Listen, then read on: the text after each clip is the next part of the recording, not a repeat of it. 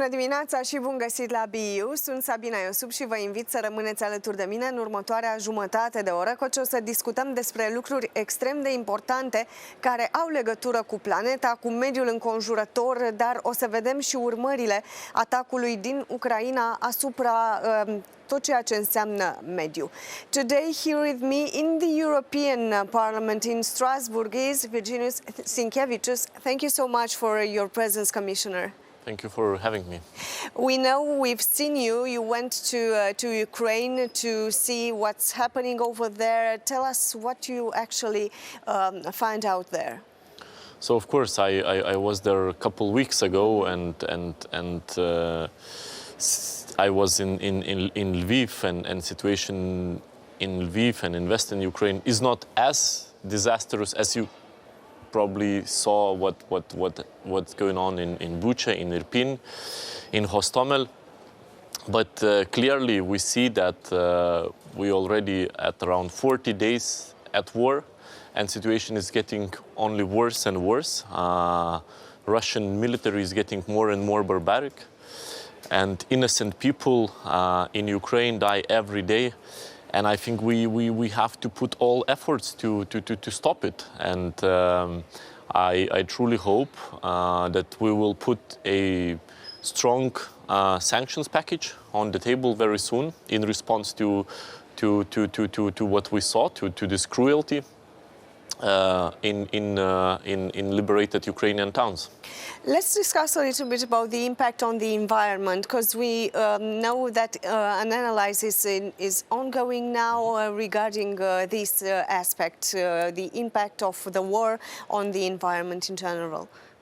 So, of course, it will have it all on the environment.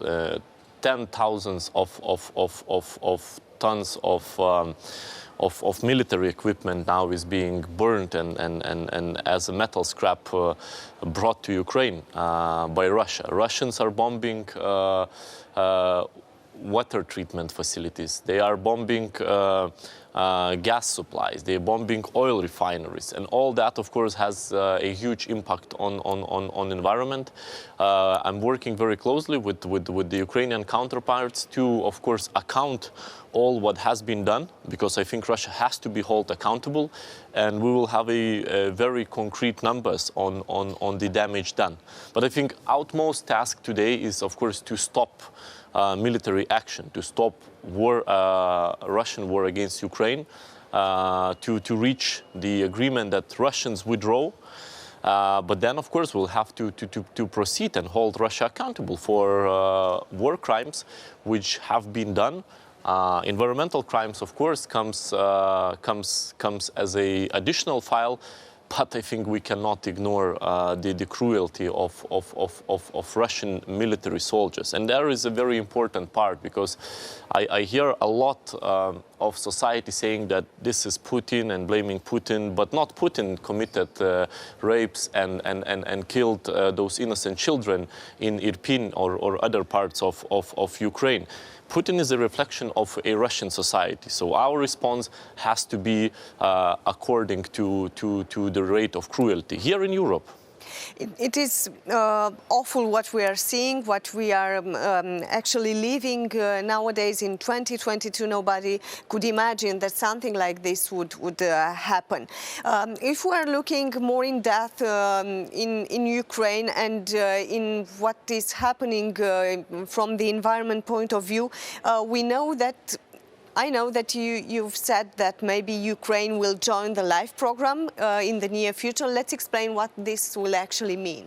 So what that would mean, first of all, of course, that Ukraine would get access to our funds. So we're speaking about hundreds of millions fund, which is basically, you know, our main environmental fund, our program, which of course has within its itself a very high environmental standards, but on the other hand, it also a cooperative program among EU member states, first of all, but also member states outside EU to help each other as regards the nature restoration. So of course those efforts will be very much needed. I officially invited Ukraine to start negotiations and join LIFE program. We have small bits which we need to clarify, but of course we will make sure, and we agreed with Ukrainian Minister for Ecology, that we will do utmost to make sure that Ukraine joins LIFE program as soon as possible. And I hope that will be, one of the steps of Ukraine in the end of the day, bringing them back closer to the European family. Watching your activity in the recent period, I've seen that you've presented the public your hoodie. Yes. Let's explain a little bit what's the main idea. So, of course, hoodie was used as a tool to send a message, and message was very clear that the last week in college we adopted a package of sustainable product initiative, where the core of that package was of course ensuring that circularity becomes a norm. And how circularity can become the norm is of course by first of all targeting the design stage. So we've put in the additional high standards of recyclability, repairability, durability, and etc. What's additional will go with the products is digital product passport, where consumer additionally to information which we all know very well, the sticker where you see the grouping of the products from A to G and different colors, which usually would save about energy saving, you will have a deeper information as regarding product environmental footprint, as regards the possibilities to repair the product, how long it's going to last. If, for example, this is some electronic goods, so we will try to avoid obsolescences or at least inform the consumers about it beforehand. Together with that, we presented textile strategy, and this is where the hoodie idea came, because textiles, they put a major pressure on the environment. So far, this is the sector which didn't have high recycling rates. To be honest, it was extremely low, so only 1% of the clothes that we wear is recycled, so 99% ends its life in incineration or landfilling, which is the worst what can happen to the environment. And that is due to the fact that the persons, the people in general do not recycle the clothes, or due to the materials the clothes are made of? So that's both. You're probably right in describing the issue of both. So first of all, it's very hard to recycle some fibers. First of all, because of chemicals that are used. Secondly, there is no, let's say, obligation to collect it and so on. That's what we're introducing, the extended producer's responsibility. So importers or producers of garments, of clothes, they will have a responsibility to collect it and then recycle it. So of course we tackle design stage, where we watch at the chemicals that are used, so that would allow recycling. But of course So actually it's a revolution. It's a big change, yes. It's a big change in a sector which was not really, before that, I would say that textile sector was the one who would always avoid any, let's say, rules put in, and that's why the issues only aggravated, and of course we had to react. The last but not least, of course, consumers. So one thing is, of course, the fast fashion. We need to drive it out of fashion. And make sure that consumers also know the full information. We have to make sure that that clothes that we wear are more durable, that there is a possibility to repair them, and repair costs wouldn't be more expensive than to buy a new one. that clothes do not wear off after a couple washes. So this is a very, very important part which we've putting in. But most importantly, I'm happy that the textile sector is accepting it very well. Is accepting it? Absolutely, because it's not does not have a huge impact on the money, on their pocket actually. So on cost, the sales are dropping, I think. Yeah. So that depends how you're going to look at it. So on one hand, we of course want to limit the production. And provide consumers with more durable, more reliable clothes. But on the other hand, for producers, what's very important is level playing field. Because we have multiple producers who actually already, stick to those high standards, who sell more durable clothes and who is not involved into fast fashion and so on, but they do not get any competitive advantage. Now, with the full information given to consumers, of course, we're going to raise not for a cheaper price, but we're going to raise for a better quality. And raise for a better quality is also good for consumers because when it scales up, it of course makes price cheaper as well. But what's very important, and we should remember that raise to a cheaper price also programs big issues. Very often clothes that we wear are associated with a cheap child labor, of course low standards that contains chemicals that are dangerous to environment and so on. So I think there are very clear pros which sector grasps very well, and I had multiple meetings with CEOs of different companies discussing what they're already doing on which path of sustainability they are, how far they advanced, and as I said, I'm glad that they're really accepting it very well. For me, as a consumer, as a final consumer, will it be? I don't know.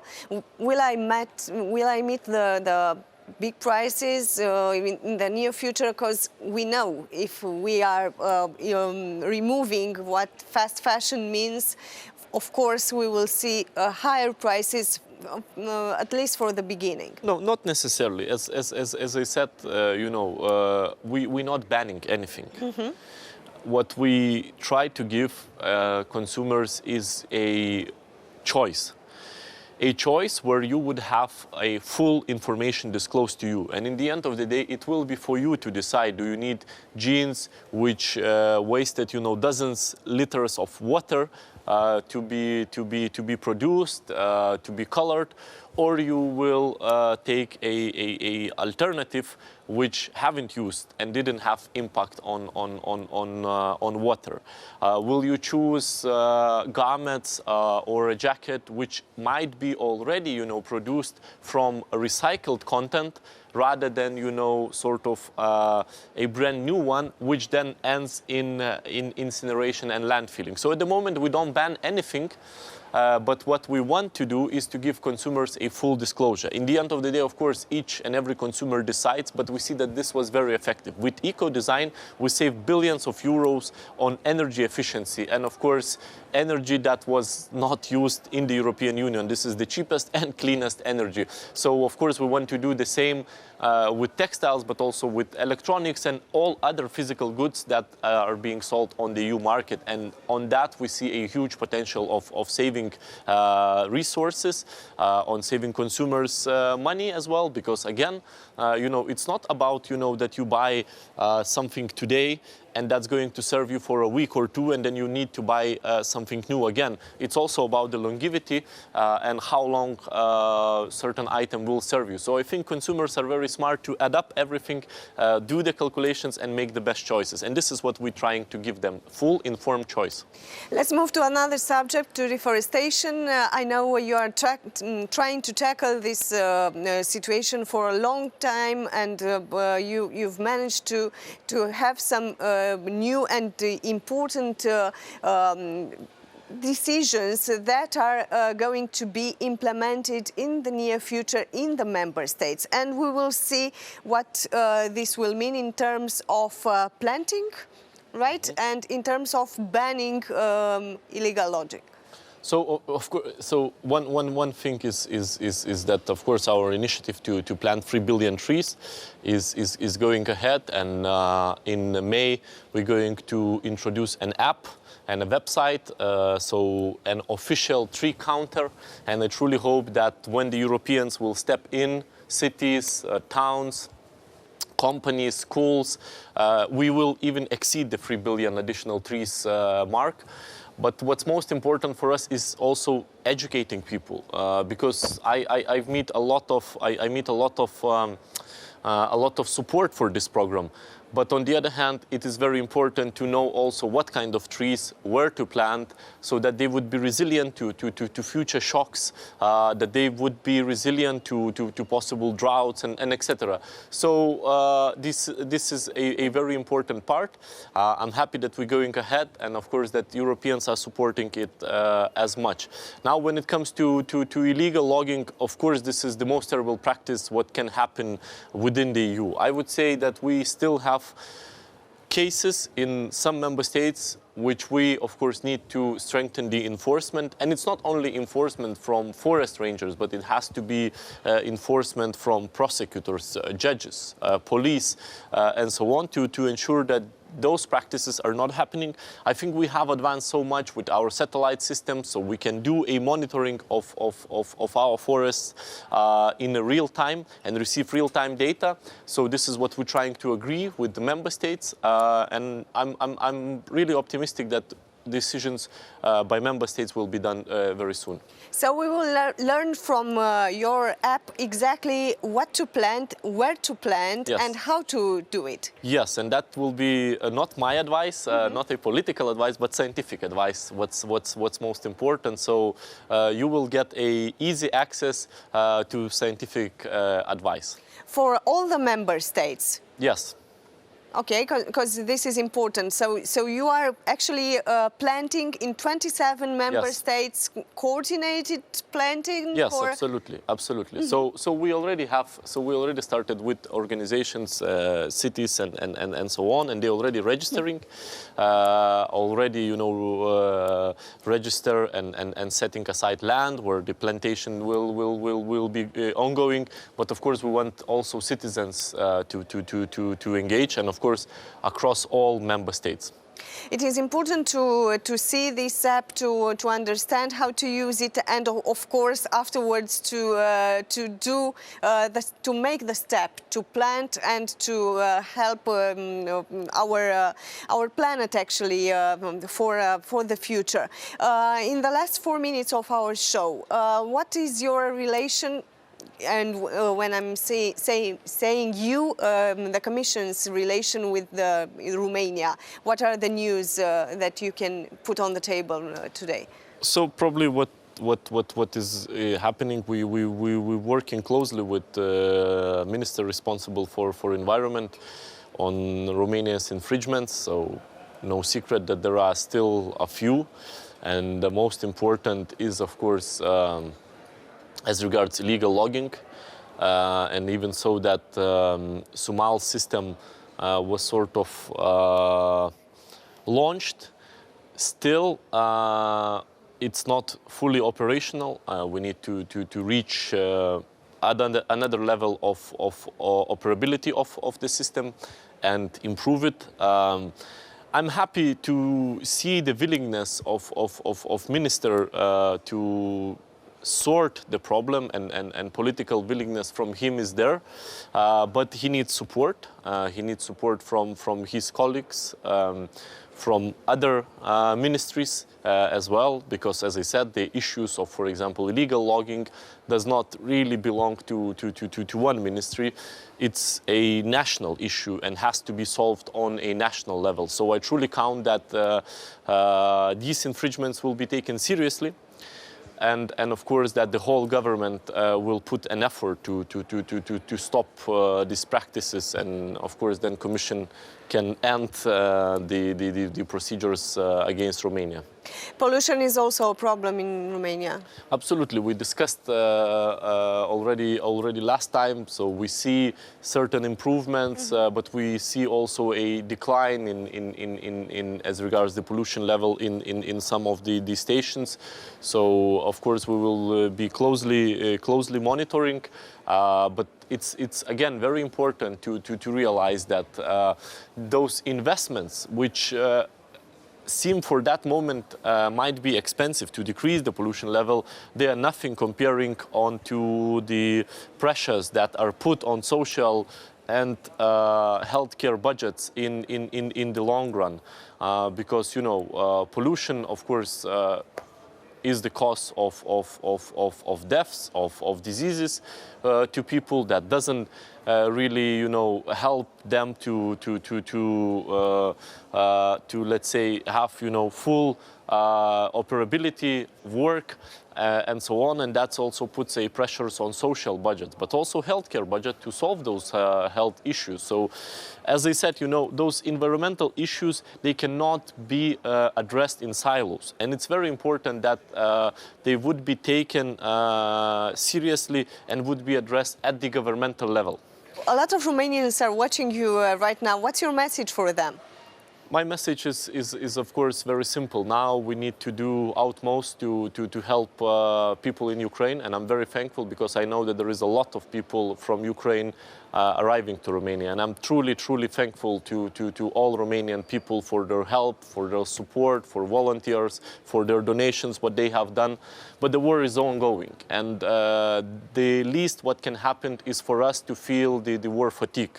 So we have to make sure that we help Ukrainians until the last Russian troop leaves the soil of Ukraine. And then, of course, there won't be an easy times after that. Most likely our economy will run into a struggle, and we will need to rebuild, build up our resilience. But I think from the most tragical events, the best decisions are born. So it's very important to stay united and to help Ukrainians who today are dying for the European values.